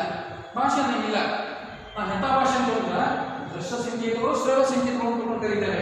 ಆಗ ಒಂದು ಭಾಷೆ ಒಳಗಡೆ ಭಾಷೆ ಇರಿಸ್ಕೋಬೇಕಾದ್ರೆ ಆ ಸಂಕೇತಗಳು ಏನಾಗಿರ್ಬೇಕಂದ್ರೆ ಮೌಖಿಕ ಧ್ವನಿ ಸಂಕೇತಗಳಾಗಿರ್ಬೇಕು. ಅದರ ಮುಖದಿಂದ ಹೊರತಕ್ಕಂಥ ಸಂಕೇತಗಳಿಗೆ ಮಾತ್ರ ನಾವೇನಂತೇವೆ ಭಾಷೆ ಅಂತ ಕರೀತೇವೆ. ಇನ್ನೊಂದು ಭಾಷೆ ಅನ್ನೋದು ಏನಾಗಿರ್ತದ ಧ್ವನಿ ಸಂಕೇತಗಳು ಯಾದೃಚ್ಛಿಕವಾಗಿರುತ್ತವೆ. ಯಾದೃಚ್ಛಿಕವಾಗಿರ್ತವೆ ಅಂದ್ರೆ ಯಾದೃಚ್ಛಿಕ ಅಂದ್ರೆ ಹೇಳ್ತೇವೆ. ಈಗ ಒಂದು ಭಾಷೆಯಲ್ಲಿ ಬಳಕೆ ಆಗ್ತಕ್ಕಂಥ ಶಬ್ದಗಳಲ್ಲಿ ಅರ್ಥ ಅಡಿ ಕೂತಿರಂಗಿಲ್ಲ. ಆ ಶಬ್ದಗಳಲ್ಲಿರ್ತಕ್ಕಂಥ ಅರ್ಥ ಏನಾಗ್ತದ ಕಾಲ, ದೇಶ, ಪರಿಸರ, ಸಂಸ್ಕೃತಿ ಇವುಗಳಿಂದ ಏನು ಮಾಡ್ತದೆ ಅರ್ಥವನ್ನು ಪಡ್ಕೊಳ್ತವೆ. ಹೌದಾ? ಇಲ್ಲಿ ಒಂದು ಶಬ್ದಕ್ಕೆ ಒಂದು ಅರ್ಥ ಅನ್ನೋದು ಏನಾಗಿರ್ತದೆ ಆ ಸಮುದಾಯದ ಜನ ಎಲ್ಲ ಕೂರಿಸ್ಕೊಂಡು ಏನು ಮಾಡ್ತಾರೆ ಒಪ್ಕೊಂಡಾಗ ಆ ಶಬ್ದಕ್ಕೆ ಏನಾಗ್ತದ ಆ ವಸ್ತುವಿಗೆ ಆ ಶಬ್ದಗಳನ್ನ ನಾವು ಬಳಸ್ತಿರ್ತೇವೆ. ಈಗ ಉದಾಹರಣೆಗೆ ಒಂದು ವಸ್ತು ಒಂದು ಉದಾಹರಣೆ ಕೊಡ್ತೀನಿ ನಾನು. ಈಗ ನಾಯಿ ಅಂತಕ್ಕಂಥ ಇಲ್ಲೇನಾಗಿರ್ತವೆ ಸಂಕೇತ ಶಬ್ದದಲ್ಲಿ ನ ಆ ಪ್ಲಸ್ ಯ ಪ್ಲಸ್ ಇ. ಹೌದಾ? ಇಲ್ಲಿ ನಾಯಿ ನಾವೇನು ಮಾಡಿದ್ದೇವೆ ಬಳಸ್ಕೊಂಡಿರೋ ಕನ್ನಡಿಗರು ಅವ್ರು ಏನು ಮಾಡ್ತಾರೆ ಹಿಂದಿನವರು ಕುತ್ತ ಅಂತಾರೆ. ವಸ್ತು ಒಂದೇ, ಅಲ್ಲಿ ಧ್ವನಿಗಳು ಬೇರೆ. ಹೌದಾ? ಆಮೇಲೆ ಇಂಗ್ಲೀಷ್ನವ್ರು ಏನಂತಾರೆ ಡಾಗ್ ಅಂತಾರೆ. ನೋಡಿ ಅಲ್ಲಿಯೂ ನಾಯಿನೇ, ಬಟ್ ಅವ್ರು ನಮ್ಮಂಥ ಧ್ವನಿ ಸಂಕೇತಗಳನ್ನು ಬಳಸ್ಕೊಳ್ಳಿಲ್ಲ. ನ ಪ್ಲಸ್ ಆ ಪ್ಲಸ್ ಎ ಪ್ಲಸ್ ಇ ಅದನ್ನು ಬಳಸ್ಕೊಳ್ಳಿಲ್ಲ. ಅವರು ಹಿಂದಿನವ್ರು ಕುತ್ತ ಅಂದರು, ಇಂಗ್ಲೀಷ್ನವರು ಡಾಗ್ ಅಂದರು. ನೋಡಿ ಮುಂದುವರೆದು ಜರ್ಮನ್ನವ್ರು ಏನು ಮಾಡಿದ್ರು ಆ ನಾಯಿಗೆ ಕೂಂಟ್ ಅಂತ ತಿಳ್ಕೊಂತಾರೆ. ಆದರೆ ಒಂದೇ ವಸ್ತುವನ್ನು ಸೂಚಿಸಲಿಕ್ಕೆ ಕಾಲ, ದೇಶ, ಪರಿಸರ, ಸಂಸ್ಕೃತಿ ಇವುಗಳಿಗೆ ಏನಾಗಿರ್ತವೆ ಬೇರೆ ಬೇರೆ ರೀತಿಯಾದಂಥ ಶಬ್ದಗಳು ಏನು ಮಾಡಿರ್ತವೆ ಬಳಕೆ ಆಗ್ತವೆ. ಅಂದ್ರೆ ಇವು ಯಾದೃಚ್ಛಿಕವಾಗಿರುತ್ತವೆ. ಯಾದೃಚ್ಛಿಕ ಅಂದ್ರೆ ನೀವು ಬೇಕಾದ್ರೆ ಬಳಸ್ಕೋಬಹುದು. ಈಗ ನಾಯಿ ಅಂತಕ್ಕ ಶಬ್ದದಲ್ಲಿ ಬಳಸಿರ್ತಕ್ಕಂಥ ನಾ, ಹೌದಾ? ನಾ ಅಂತಕ್ಕಂಥದ್ದು ಏನು ಮಾಡ್ತದೆ ನಾಯಿಗೆ ಬಳಕೆ ಆಗಿದೆ ನಾವು ಬಳಸಬಾರ್ದು ಅಂತ ತಿಳ್ಕೊಂಡು ಅನ್ನೋಂಗಿಲ್ಲ. ಯಾಕಂದ್ರೆ ಅದು ಕಾಲ, ದೇಶ, ಪರಿಸರ, ಸಂಸ್ಕೃತಿ ಇವು ವ್ಯತಿರಿಕ್ತವಾಗಿರ್ತವೆ. ಈಗ ನಾನು ಅಂತಕ್ಕಂಥ ಶಬ್ದದಲ್ಲಿ ನಾನು ತಿಳ್ಕೊಂಡು ನಮ್ಮವಾಗ ನಾನು ಬಳಸ್ಕೊಂಡಿರಲಿಲ್ಲ, ಬಟ್ ಆ ನಾಯಿಗೆ ಬಳಕೆ ಆಗಿದೆ ನಾವು ಬಳಸ್ಬಾರ್ದು ಅಂತ ತಿಳ್ಕೊಂಡು ಅನ್ನೋಕ್ಕಾಗಿಲ್ಲ. ಯಾದೃಚ್ಛಿಕವಾಗಿರುತ್ತವೆ. ಅವೇನಿರ್ತವೆ ಆಯಾ ಸಂದರ್ಭಕ್ಕೆ ಮಾತ್ರ ಅವು ಏನು ಮಾಡ್ತವೆ ಅರ್ಥ ಕೊಡ್ತವೆ, ಬೇರೆ ಸಂದರ್ಭದಲ್ಲಿ ಏನು ಮಾಡ್ತವೆ ಬೇರೆ ಅರ್ಥ ಕೊಡ್ತವೆ. ಇದು ನಾವೇನು ಮಾಡಬೇಕು ಯಾದೃಚ್ಛಿಕತೆ ಎಂದು ಕರೀತೇವೆ. ಇನ್ನು ಕೊನೆಯದಾಗಿ ಭಾಷೆಯ ಉದ್ದೇಶ ಏನಪ್ಪ? ಇಷ್ಟೆಲ್ಲ ಮಾಡ್ತಕ್ಕಂಥ ನಮ್ಮ ಭಾಷೆಯ ಉದ್ದೇಶ ಏನು?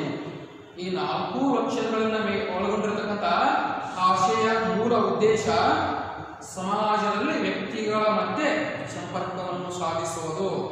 ಆಮೇಲೆ ಭಾಷೆಯ ಮೂಲಕ ಮನುಷ್ಯ ಸಮಾಜದ ಮಧ್ಯೆ ತನ್ನ ಕಾರ್ಯವನ್ನು ಮಾಡುವುದು ಹಾಗೂ ಇದೇ ಭಾಷೆಯನ್ನು ತನ್ನ ವ್ಯಕ್ತಿತ್ವದ ವಿಕಸನಕ್ಕಾಗಿ ತನ್ನ ಜೀವನದ ಉತ್ತಮತೆಗಾಗಿ ಏನು ಮಾಡ್ತಾನೆ ಬಳಸ್ಕೊಳ್ಳೋದ್ರ ಮೂಲಕ ಅವನು ಶ್ರೇಷ್ಠ ವ್ಯಕ್ತಿಯಾಗಿ ರೂಪುಗೊಳ್ಳಬಹುದು. ಆಮೇಲೆ ನೀವು ಬಳಸ್ತಕ್ಕಂಥ ಭಾಷೆಯನ್ನು ಕಂಡು ಕೆಲವು ಜನ ಏನು ಮಾಡ್ತಾರೆ ಕುತೂಹಲದಿಂದ, ಪ್ರತೊಂದತೆಯಿಂದ, ವಿಸ್ಮಯದಿಂದ ನಿಮ್ಮನ್ನು ನೋಡಲೂಬಹುದು. ಹೇಳಿದೆ ನಿಮಗೆ ಗಂಗಾವತಿ ಪ್ರಾಣೇಶ್ ಅವರ ಭಾಷೆ ಅಂತ ಹೇಳಿದ್ರೆ ನಾವೇನು ಮಾಡ್ತೇವೆ 800, 1000, 2000 ಟಿಕೆಟ್ ಕೊಟ್ಟು ಏನು ಮಾಡ್ತೇವೆ ಅಲ್ಲಿ ಹೋಗ್ತೇವೆ. ಯಾಕೆ ಹೋಗ್ತೇವೆ? ಅವನನ್ನು ನೋಡಕ್ಕೆ ಹೋಗಲ್ಲ ನಾವು, ಅವನಲ್ಲಿರ್ತಕ್ಕಂಥ ಭಾಷಾ ಸಂಪತ್ತನ್ನು ನೋಡಲಿಕ್ಕೆ ಹೋಗ್ತೇವೆ. ಅವನಲ್ಲಿರ್ತಕ್ಕಂಥ ಕುತೂಹಲ ಭರಿತವಾಗಿರ್ತಕ್ಕಂಥ ವಿಚಾರಗಳಿಗೆ ಹೋಗ್ತೇವೆ. ಕುತೂಹಲ ಅಂದರೆ ನಮ್ಮ ಸುತ್ತಮುತ್ತಲು ಇರ್ತಕ್ಕಂಥ ಘಟನೆಗಳನ್ನು ಬಹಳ ಸ್ವಾರಸ್ಯಪೂರ್ವವಾಗಿ ಅವನು ಏನು ಮಾಡ್ತಾನೆ ಹೇಳ್ತಾನೆ. ಅದಕ್ಕೆ ಬಸವಣ್ಣವರು ಏನು ಹೇಳಿದ್ರು, ಉಡಿದರೆ ಮುತ್ತಿನ ಹಾರದಂತಿರಬೇಕು. ಅದನ್ನೇ ಸರ್ವಜ್ಞ ಏನು ಬೇಡ ಋಷಿಕರ ಮಾಡಿದ ಮಾತು ಶಶಿ ಉದಿಸಿ ಬಂದಂತೆ. ಅದನ್ನೇ ಅಳಮ ಏನು ಹೇಳ ಮಾತೆಂಬುದು ಜ್ಯೋತಿರ್ಲಿಂಗ ಅಂತ ಹೇಳಿದ್ರು. ಮಾತು ಜ್ಯೋತಿರ್ಲಿಂಗ ಅಂದ್ರೆ ನಾವು ನಂಬಿಸ್ತೇವೆ. ಹಂಗೆ ನಿಮ್ಮ ಭಾಷೆ ಏನು ಮಾಡ್ತದ ಇದನ್ನ ವ್ಯಕ್ತಿತ್ವದ ಉನ್ನತಿಗೆ ನೀವು ಬಳಸ್ತಕ್ಕಂಥ ಭಾಷೆ ವ್ಯಕ್ತಿತ್ವದ ಅವನತಿಯೂ ಕಾರಣ. ಅದಕ್ಕೆ ನಮ್ಮ ಜನಪದ ಭಾಳ ಚಂದ ಹೇಳ್ತಾರೆ, ಮಾತು ಆಡಿದರೆ ಬೈತು, ಮುತ್ತು ಒಡೆದರೆ ಬೈತು. ನಾವು ಒಂದ್ಸಲ ಮಾತು ಆಡಿಬಿಟ್ಟು ಅಂದ್ರೆ ಆ ಮಾತಿನ ಮಹತ್ವ ಅದ್ರದ್ದು ಇದನ್ನು ಹೋಗಿಬಿಡ್ತದೆ. ಯಾಕಂದ್ರೆ ನಾವು ಎಲ್ಲಿ ಮಾತಾಡಬೇಕು, ಇನ್ನೇನು ಮಾತಾಡಬೇಕು, ಎಷ್ಟು ಮಾತಾಡಬೇಕು, ಯಾವಾಗ ಮಾತಾಡಬೇಕು ಅದನ್ನು ನಾವು ತಿಳ್ಕೊಂಡು ಮಾತನಾಡಿದಾಗ ಮಾತ್ರ ಏನಾಗ್ತದ ನಮ್ಮ ವ್ಯಕ್ತಿತ್ವಕ್ಕೆ ಒಂದು ಪರ್ಸನಾಲಿಟಿಯನ್ನು ಕೊಡ್ತದೆ, ವ್ಯಕ್ತಿತ್ವವನ್ನು ಕೊಡ್ತದೆ. ಅದಕ್ಕೆ ವಿದ್ಯಾರ್ಥಿಗಳೇ ಕನ್ನಡ ಭಾಷೆ ಈ ಭಾಷೆಯನ್ನು ನೀವು ದೈನಂದಿನ ಜೀವನದಲ್ಲಿ ಅಳವಡಿಸ್ಕೊಳ್ಳುವಾಗ ನೀವು ಬರ್ತಕ್ಕಂಥ ಭಾಷೆ ವಚನಕಾರ ಭಾಳ ಚಂದ ಹೇಳ್ತಾರೆ. ಯಾ ಎಂದರೆ ಸ್ವರ್ಗ, ಎಲ್ಲವೋ ಎಂದರೆ ನರಕ. ಚಂದ ಹೇಳ್ತಾರೆ ಅವರು. ಹೇಳ್ತಾರೆ ಹಿಂಗಾದ ತಕ್ಷಣ ಗುಡ್ ಮಾರ್ನಿಂಗ್ ಸರ್ ಅಂದರೆ ನೋಡು ಎಷ್ಟು ಖುಷಿ ಆಗ್ತದೆ. ನಾವು ಅದಕ್ಕೆ ವ್ಯಕ್ತಿತ್ವವಾಗಿ ನೋಡ್ಕೊಂಡ್ರೆ ನಾವು ವ್ಯಕ್ತಿತ್ವದ ಉನ್ನತಿ ಕಾರಣ ನಾವೇನಂತೇವೆ ಯಾವ ಸ್ವರ್ಗಿ ನಾವು ಅಂತ ಹೇಳ್ತೀವಿ. ಅದಕ್ಕೆ ದೈನಂದಿನ ಜೀವನದಲ್ಲಿ ನಾವು ಭಾಷೆಯನ್ನು ಹೇಗೆ ಬಳಸ್ತೇವೆ, ಅದರ ಬಳಕೆಯಿಂದ ನಮ್ಮ ವ್ಯಕ್ತಿತ್ವವನ್ನು ಹೇಗೆ ಉನ್ನತಿಸ್ಕೊಳ್ಬೋದು ಅನ್ನೋದನ್ನ ನಾನು ಈ ಭಾಷಾ ಅಧ್ಯಯನದ ಉದಾಹರಣೆಗಳ ಮೂಲಕ ಏನು ಸ್ಪಷ್ಟೀಕರಣ ಕೊಟ್ಟಿದ್ದೇನೆ. ವಿದ್ಯಾರ್ಥಿಗಳೇ, ಇದು PUC ಪ್ರಥಮ ವರ್ಷಕ್ಕೆ ಯಾವುದೇ ಸಂಬಂಧ ಇಲ್ಲ, ನೀವು ಓದ್ತಕ್ಕಂಥ ವಿಚಾರಗಳಿಗೆ ಸಂಬಂಧ ಇಲ್ಲ. ಬಟ್ ನಾವು ಭಾಷೆಯನ್ನು ಹೇಗೆ ಬಳಸಬೇಕು ಅನ್ನೋದ್ರ ಬಗ್ಗೆ ನಿಮ್ಗೊಂದು ತಿಳುವಳಿಕೆ ಕೊಡಲಿಕ್ಕೆ, ಒಂದು ಪರಿಕಲ್ಪನೆಯನ್ನು ಮೇಲೆ ಹೊಡಿಸಲಿಕ್ಕೆ ಭಾಷೆ ಅಂದರೆ ಹೆಂಗಿರಬೇಕು, ಭಾಷೆನ ಹೆಂಗೆ ಬಳಸಬೇಕು, ಭಾಷೆ ಎನ್ನುವುದು ಯಾವ ಶ್ರೇಷ್ಠವಾದಂಥ ಗುಣಗಳನ್ನು ಒಳಗೊಂಡದ ಎಲ್ಲ ವಿಚಾರಗಳನ್ನ ಏನು ಮಾಡಿದ್ದೇನೆ ನಿಮ್ಮ ಗಮನಕ್ಕೆ ತಂದಿದ್ದೇನೆ. ಇನ್ನೊಂದು ಶೀತಬಂಧ ಕಾರ್ಯಕ್ರಮದಲ್ಲಿ ಕೊನೆಯ 4ನೇ ಅವಧಿ ಹೊಂದಿರ್ತದ. ಆ ಒಂದು ಅವಧಿಯಲ್ಲಿ ನಾನು ಏನು ಮಾಡ್ತೇನೆ, ಮಾನವ ಭಾಷೆಗೆ ಇರಬೇಕಾಗಿರ್ತಕ್ಕಂಥ ವೈಶಿಷ್ಟ್ಯಗಳು ಏನಿದ್ದಾವೆ. ಮಾನವ, ಈಗ ನಾನು ಮನುಷ್ಯ, ನೀವು ಮನುಷ್ಯರು ಅಂತ ಇಟ್ಕೊಳ್ರಿ. ಯಾಕೆ ನೀವು ಮನುಷ್ಯರು ಸಮಾಜದಲ್ಲಿ ವಾಸ ಮಾಡ್ತಕ್ಕಂಥ ಬುದ್ಧಿವಂತ ಪ್ರಾಣಿನೇ ಮನುಷ್ಯ ಆಗಿರೋದ್ರಿಂದ ಸಮಾಜದಲ್ಲಿ ವಾಸಿಸ್ತಕ್ಕಂಥ ಈ ಎಲ್ಲ ಮನುಷ್ಯರ ಭಾಷೆಯಲ್ಲಿರ್ತಕ್ಕಂಥ ವೈಶಿಷ್ಟ್ಯಗಳು ಏನು ಅಂದರೆ, ಮನುಷ್ಯ ಭಾಷೆಗೆ ಒಂದು 7 ವೈಶಿಷ್ಟ್ಯಗಳಿದಾವೆ. ಆ 7 ವೈಶಿಷ್ಟ್ಯಗಳ ಬಗ್ಗೆ ನೀವು ಮುಂದಿನ ಅವಧಿಗಳಲ್ಲಿ ಕೇಳ್ತೇನೆ. ನೀವು ಒಟ್ಟ ಭಯ ಬೀಳಬೇಡಿ. ಯಾಕಂದ್ರೆ ಸರ್ ಏನು ಹೇಳಕತ್ತಾರಪ್ಪ ಇದೆಲ್ಲ PUC ಫಸ್ಟ್ ಇಯರ್ನಲ್ಲಿ ಇರ್ತದ ಅಂದ್ಕೊಂಡು ನೀವೇನು ಹೆದರಬೇಡಿ. ಇದು ಕೇವಲ ನಿಮಗೆ ಒಂದು ಬೇಸಿಕ್ ಐಡಿಯಾವನ್ನು ಕೊಡಲಿಕ್ಕೆ, ಸಾಮಾನ್ಯ ಜ್ಞಾನವನ್ನು ಕೊಡಲಿಕ್ಕೆ ನಾನು ಮಾತ್ರ ಬಳಸ್ಕೊಳ್ತಾ ಇದ್ದೇನೆ. ವಿದ್ಯಾರ್ಥಿಗಳೇ, ಈ 4 ಅವಧಿಗಳು ಮುಗಿದ ನಂತರ ಈ 4 ಚಾಪ್ಟರ್ಗಳ ಮೇಲೆ ನಿಮಗೆ ಕೆಲವು ಪ್ರಶ್ನೆಗಳನ್ನು ನಾವು ಕೇಳ್ತಿರ್ತೇವೆ. ಆ ಪ್ರಶ್ನೆಗೆ ನೀವು ಉತ್ತರಗಳನ್ನು ತಯಾರಿಸಿ ಕಾಲೇಜು ಪ್ರಾರಂಭವಾದ ನಂತರ ಆ ವರ್ಗಕ್ಕೆ ಅದನ್ನ ಏನು ಮಾಡಬೇಕಾಗ್ತದೆ, ತೆಗೆದುಕೊಂಡು ಬರಬೇಕಾಗಿದೆ. ಆ ಹಿನ್ನೆಲೆಯಲ್ಲಿ ತಾವೆಲ್ಲರೂ ಸ್ವಲ್ಪ ಗಮನವಿಟ್ಟು ಈ ಪಾಠಗಳನ್ನು, ಪ್ರವಚನಗಳನ್ನು ಕೇಳ್ತಿರೋ ಅಂತಕ್ಕಂಥ ವಿಚಾರವನ್ನು ಇಟ್ಕೊಂಡು ಈ ಕ್ಲಾಸಿಗೆ ವಿರಾಮ